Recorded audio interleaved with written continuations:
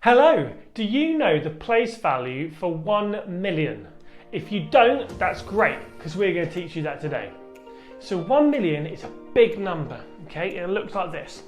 Okay, so you've got 1, followed by 3 zeros, and then another 3 zeros, okay? So you've got 6 in total of zeros, and 1 at the front, so it makes 7 digits. Now, do you know the value of each of these digits? So, 1, that relates to the millions, okay? The millions. I'll put M for millions here. This one relates to the hundredth thousands, so 100,000s. This relates to the tens of thousands, okay, so tens of thousands, TT. This one relates to the 1,000, okay? So if I just put the number 1 and then 1,000.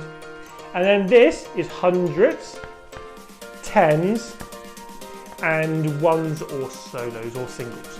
Okay? So if I had a number like this, what you do is use this information above to tell you how to read it. So here we have 1,600,000, because of HT, 600,000 and 621,000, sorry. Then you'd go 564, okay? So this one, when you've got the 600,000, just remember it's 621,000, okay? It's the best way to say it.